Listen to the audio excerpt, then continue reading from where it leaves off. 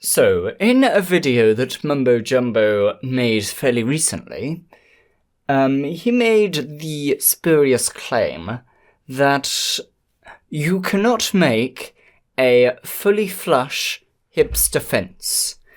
And through a fair amount of work, I have been able to make a working example of one. So if we go over and hit this button here, which has to be a wooden button, I'll explain that in the tutorial part, it will push the fence block so it's hidden. If you imagine that this is the floor, so it's hidden under the floor, and then if you push it again, come on, there we go.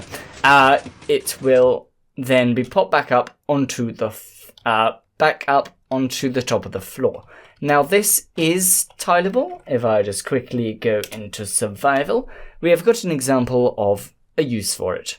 So imagine that you are a forester. You go around chopping trees down all day, having a lovely time. But you want to kind of break into your enemy's forest, which is much more lushly overgrown with many spruce trees to get your mitts onto. So if you go over here and push this certainly not hidden button on the wall, yeah, that's more like it. Now we can go through and steer some of the logs. We'll just leave a log there so it makes it look like he's been attacked by beavers. And then you can run away back onto your safe half, push it, the button again, and the fences will be popped back up again. The grass will come back into place. There is a chance that the grass will turn into dirt. That can't be avoided if you're using grass, because of the way that this system works. So, without further ado, let us get on to the tutorial. Okay, so this is the redstone that is behind the tileable hipster fence, and as you can see, it is a 8 by 7 high structure per slice. Technically it is a 7 by 7 if you remove the input here and just have one slice, but as I'm showcasing the tileable design, I'm making it 8 by 7 in my dimensions of choice.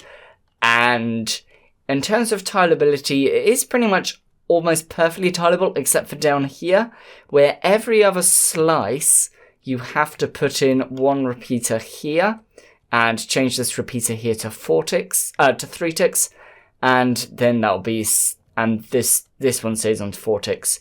That's the only way I could find out how to make it tileable while still staying within the same dimensions. So onto the tutorial and the item list. So all the items you're going to need are in this chest here. So we need per slice 1 redstone dust, 2 redstone repeaters, 4 observers, 3 sticky pistons, a piston, building blocks of your choice. I've color coded this for the opening and the closing circuit, the floor block of your choice, and the block that will rest on top of the other block. So this could also work, for example, with glass if you so wish. And you'll also need a torch, a comparator, and a drop with an item in it, and a hopper. So let's take all of these items out, throw that on the floor, and we'll be good to go with the tutorial. So starting from the first block, you are going to go 2 blocks from the end. Wait, 1, 2, 3, 4, 5, 6, 7. Yeah, I'm going to show how to build one slice, and then we'll show how to make it extendable on the other design. And we're also going to need a button. Let's get a button, and let's replace it with this, because we are in creative. So we're going to go 1 block up from the floor and knock out any spare blocks. And we're going to put 1 redstone dust there, repeater set to 4, like I just said. And we're going to put a block up here, 1 more dust, and a block there. And then we are going to get our torch. There we go. And we're going to put that there. And put a... There we go. Put our dropper here, facing into the rest of the build. And then our hopper. And an observer here, a comparator here, and another observer here, and we're going to put a yellow concrete block over this, and we're going to put in our pistons here. So the bottom one goes on the side, or on the bottom of this, on the top of this repeater here. So where your floor is flush with this yellow block here. I've built this one too high because that should be there. Right. So yeah, so 1, 2, 3, 4, 5, 6, 7. Yeah, good. And then on the other side, you're also going to need an upside down half slab, which I've just remembered. Let's grab that. And we're going to put another repeater on there like so. And we're going to take our final 2 observers here and put a sticky piston, not a regular piston, on this block here. And we're going to pop 1 more block there, and we're going to need to put a regular piston here. And in terms of putting the blocks in, you just go like this, and if you just give it a quick little whirligig, it works. And run it back the other way.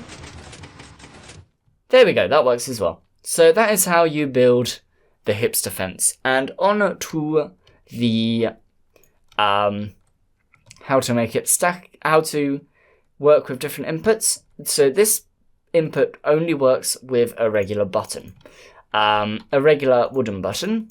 If you want it to work with a stone button, I'm not going to show you how it works because it'll break everything. You're going to want to put the button running in like so, and then you're going to want to put a repeater on 4 ticks here, and then that will extend out the pulse. So you want to lengthen the stone button pulse out 4 ticks. And that is all for today. Thank you very much for watching, and I hope you enjoyed this video. Take care. Bye bye.